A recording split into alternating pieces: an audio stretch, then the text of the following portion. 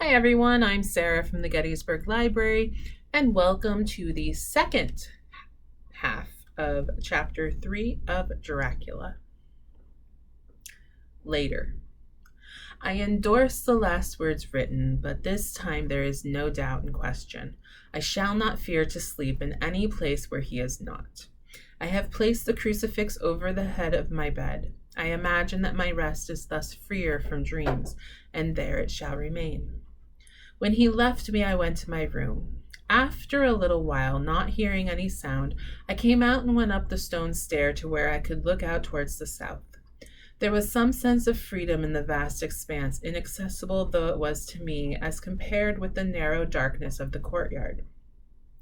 Looking out on this, I felt that I was indeed in prison, and I seemed to want a breath of fresh air, though it were of the night. I am beginning to feel this nocturnal existence tell on me. It is destroying my nerve. I start at my own shadow, and I am full of all sorts of horrible imaginings. God knows that there is ground for my terrible fear in this accursed place. I looked out over the beautiful expanse, bathed in soft yellow moonlight, till it was almost as light as day. In the soft light, the distant hills become melted, and the shadows in the valleys and gorges of velvety blackness. The mere beauty seemed to cheer me. There was peace and comfort in every breath I drew. As I leaned from the window, my eye was caught by something moving a story below me, and somewhat to my left, where I imagined, from the old order of the rooms, that the windows of the Count's own room would look out. The window at which I stood was tall and deep, stone mullioned, and though weather-worn, was still complete. But it was evidently many a day since the case had been there. I drew back behind the stonework and looked carefully out. What I saw was the Count's head coming out from the window. I did not see his face, but I knew the man by the neck and the movement of his back and arms. In any case, I could not mistake the hands, which I had so many opportunities of studying. I was at first interested and somewhat amused, for it is wonderful how small a matter will interest and amuse a man when he is a prisoner. But my very feelings changed to repulsion and terror when I saw the whole man slowly emerge from the window and begin to crawl down the castle wall over that dreadful abyss, face down, with his cloak spreading out around him like great wings. At first, I could not believe my eyes. I thought it was some trick of the moonlight, some weird effect of shadow, but I kept looking, and it could be no delusion. I saw the fingers and the toes grasp the corners of the stones, worn clear of the mortar by the stress of years, and by thus using every projection and inequality move downwards with considerable speed, just as a lizard moves along a wall. What manner of man is this, or what manner of creature is in the semblance of man?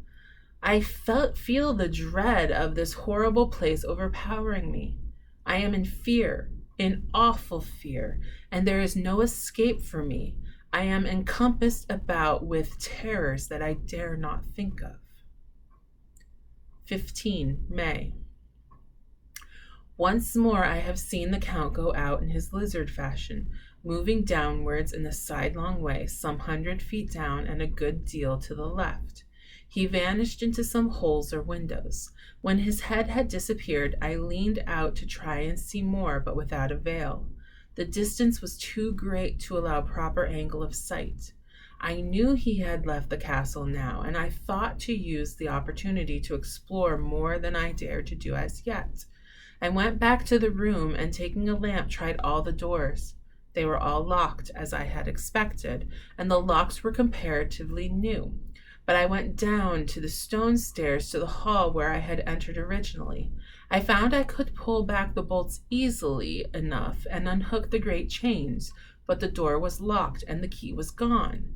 The key must be in the Count's room. I must watch should his door be unlocked so that I may get it and escape.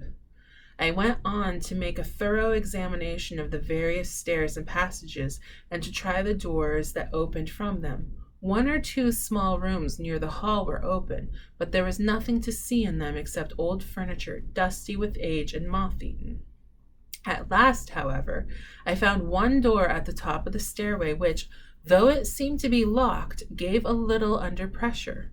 I tried it harder and found that it was not really locked, but that the resistance came from the fact that the hinges had fallen somewhat and that the heavy door rested on the floor. Here was an opportunity which I might not have again, so I exerted myself and with many efforts forced it back so that I could enter. I was now in a wing of the castle further to the right than the rooms I knew in the story lower down. From the windows I could see that the suite of rooms lay along to the south of the castle, the windows of the end room looking out both west and south. On the latter side as well as the former there was a great precipice. The castle was built on the corner of a great rock, so that on 3 sides it was quite impregnable, and great windows were placed here where sling or bow or culverin could not reach, and consequently light and comfort, impossible to a position which had to be guarded, were secured. To the west was a great valley, and then, rising far away, great jagged mountains of fastness, rising peak on peak, the sheer rock studded with mountain ash and thorn, whose roots clung in cracks and crevices and crannies of the stone.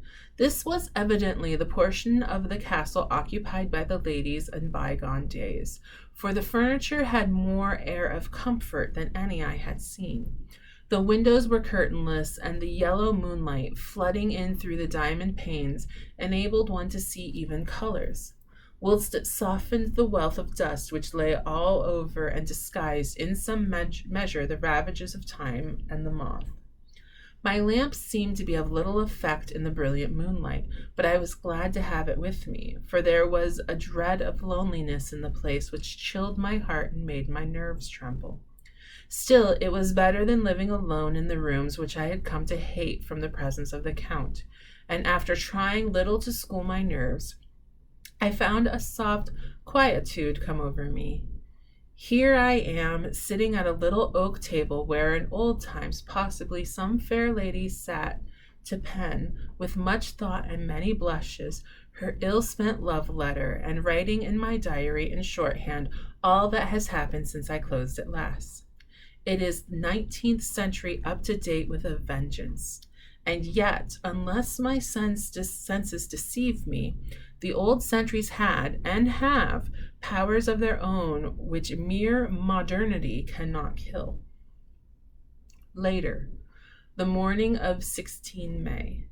God preserve my sanity, for it to this I am reduced. Safety and the assurance of safety are things of the past.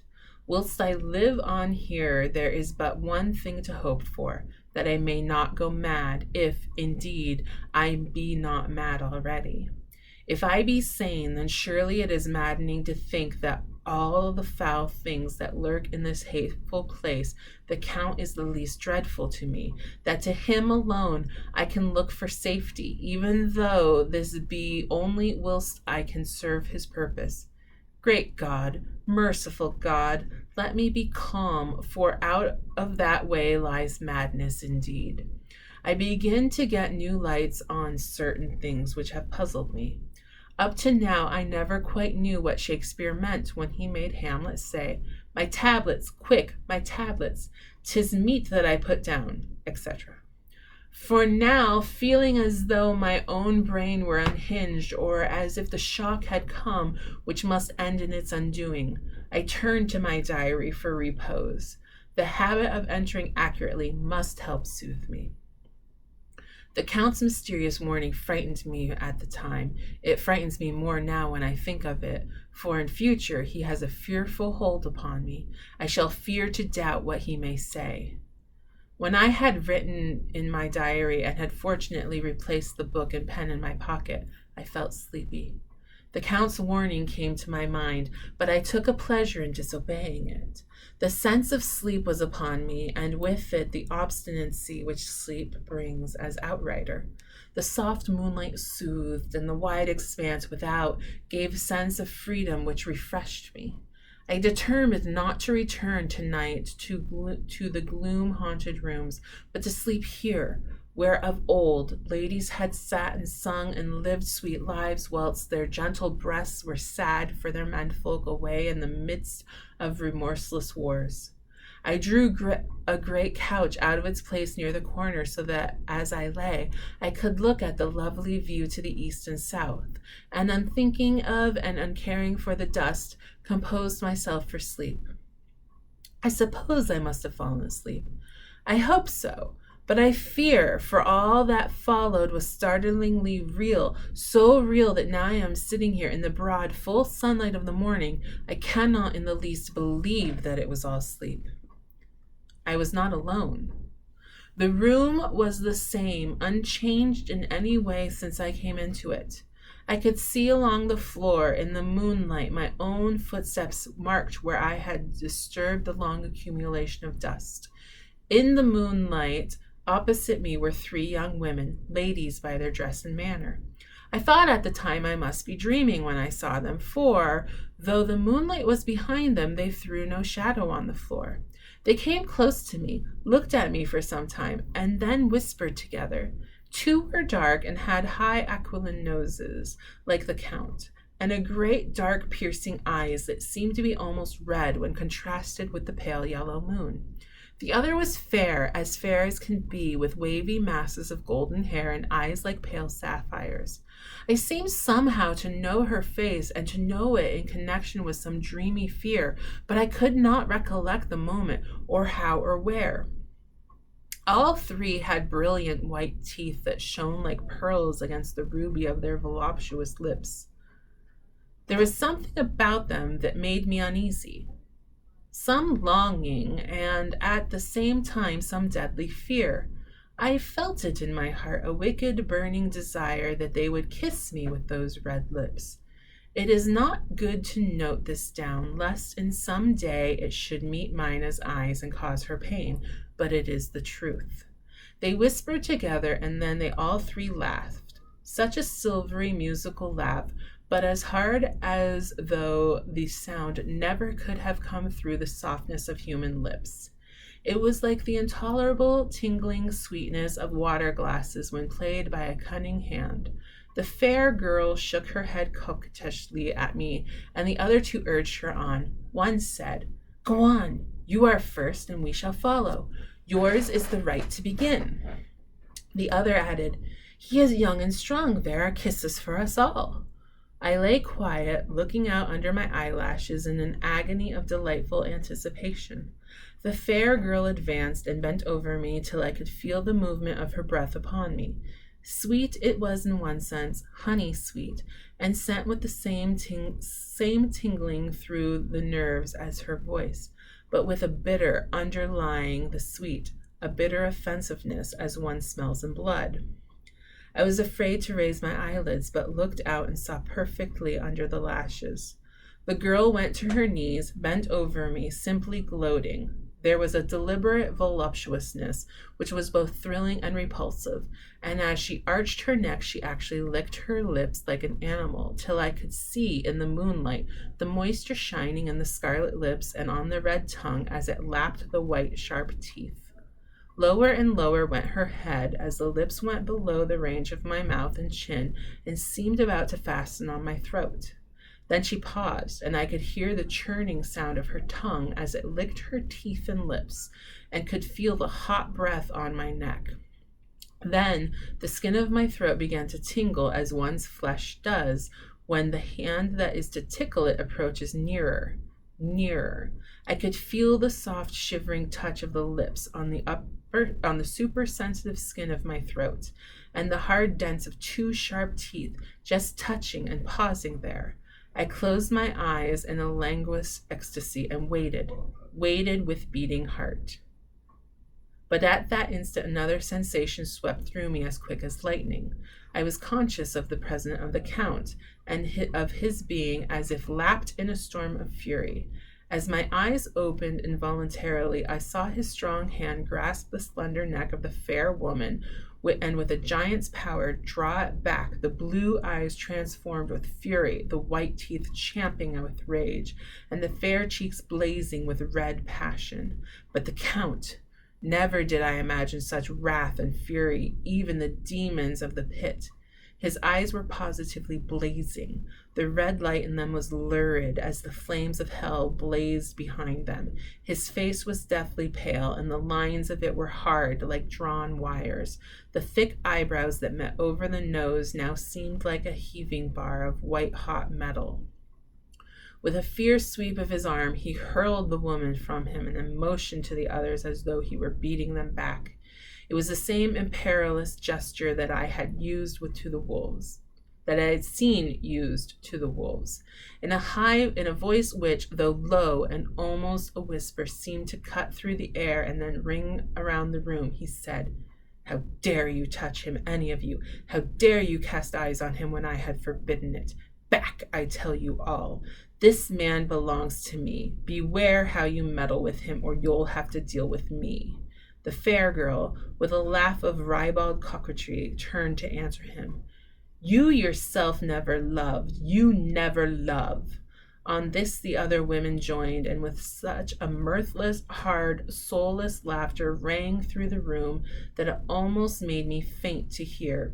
It seemed like a pleasure of fiends. Then the Count turned, after looking at my face attentively, said in a soft whisper, "Yes, I too can love. You yourselves can tell it from the past, is it not so? Well, now I promise you that when I am done with him, you shall kiss him at your will. Now go, go. I must awaken him, for there is work to be done." "Are we to have nothing tonight?" said one of them, with a low laugh, as she pointed to the bag which he had thrown upon the floor, and which moved as though there was some living thing within it. For an answer he nodded his head. One of the women jumped forward and opened it. If my ears did not deceive me, there was a gasp and a low wail as of a half-smothered child.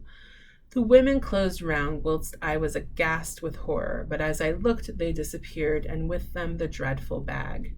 There was no door near them. They could not have passed me without my noticing. They simply seemed to fade in the rays of the moonlight and pass through the window, for I could not see outside the dim, shadowy forms for a moment before they entirely faded away. Then the horror overcame me, and I sank down unconscious.